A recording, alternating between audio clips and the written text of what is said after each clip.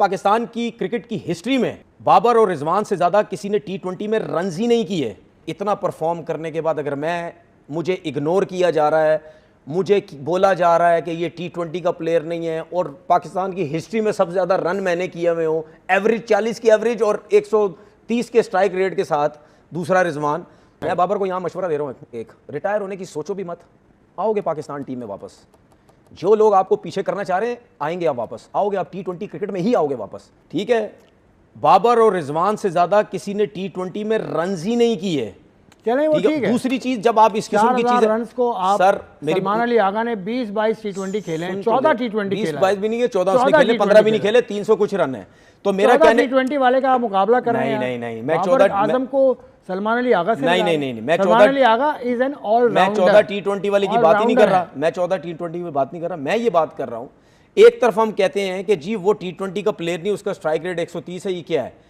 तो फिर अगर आप उसकी जगह किसी को लाना चाह रहे हैं तो फिर ऐसे प्लेयर को लेके आए ना यार, जिसको 160 का स्ट्राइक रेट है। वो कप्तान भी अच्छा होगा बकौल लोगों के, बाबर अच्छा कप्तान नहीं है, सब कुछ आप बात पूरी कर लें। मैं दूसरी बात ये जो आपने ईद की बात की है, अब मुझे नहीं पता कि बाबर ने क्यों उसका इंटरव्यू नहीं लिया गया या क्या वजह है, लेकिन एज अ क्रिकेटर जो मैं समझता हूँ, अगर मेरे साथ भी, अगर मैं इस टाइम अगर बाबर की जगह पे होता और अगर मेरे साथ भी ये चीज़ें हो रही होती कि इतना परफॉर्म करने के बाद अगर मुझे इग्नोर किया जा रहा है, मुझे बोला जा रहा है कि ये T20 का प्लेयर नहीं है, और पाकिस्तान की हिस्ट्री में सबसे ज़्यादा रन मैंने किए हुए हूँ, एवरेज 40 की एवरेज और 130 के स्ट्राइक रेट के साथ, दूसरा रिजवान, तो भाई मैं भी यही सोचूंगा कि यार मतलब ये क्या हो रहा है मेरे साथ, तो मेरी सपोर्ट में कोई नहीं है। रिजवान तो है वैसे, सही है, क्या मतलब रिजवान ने मैसेज, हाँ, लेकिन जाहिर सी बात है वो रिजवान से तो ऊपर ही है ना, उसकी ज़्यादा वो फैन फॉलोइंग तो उसकी है, हमेशा हुआ, ये आज नहीं हुआ, हमेशा हुआ है। हमारा क्रिकेट बोर्ड और प्लेयर्स का रिलेशन नहीं सही रहता है। वो सही क्यों नहीं रहता है ये आपको भी पता है, ये मुझे भी पता है, ये सबको पता है। उसकी वजूहत क्या होती हैं? उसकी वजूहत ये होती हैं कि जब आपकी क्रिकेट कहीं डिक्लाइन पे जाती है, हम इस तरह उस सीनियर के साथ करते हैं जैसे पता है जिसने कभी ज़िंदगी में क्रिकेट ही नहीं खेली थी, हम फ़ौरन उसको फारिग करने की कोशिश करते हैं। अगर उसकी परफॉर्मेंस बुरी हो हम उसको फारिग करने करते हैं, अगर वर्ल्ड कप में टीम हार जाए हम उसको फारिग, इस तरह साइडों पे लगाने की कोशिश करते हैं।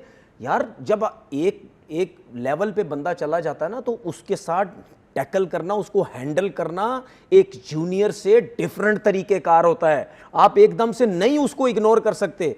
बाबर और रिजवान के साथ जो मुझे नज़र आता है, और मैं क्यों उनकी सपोर्ट करता हूं, मैं इसलिए करता हूं कि उनको बिल्कुल ऐसा साइड पे, कोने पे लगाने की कोशिश हो रही है जैसे पता नहीं उन्होंने पाकिस्तान के लिए कुछ किया ही नहीं है। मतलब आपको लगता है बाबर रिटायर तो नहीं हो जाएगा T20 से? हैं जैसा हो रहा है उसके साथ बकौल आपके, मैं बाबर तो नहीं हो जाएगा? मैं बाबर को यहाँ मशवरा दे रहा हूँ, एक रिटायर होने की सोचो भी मत, आओगे पाकिस्तान टीम में वापस।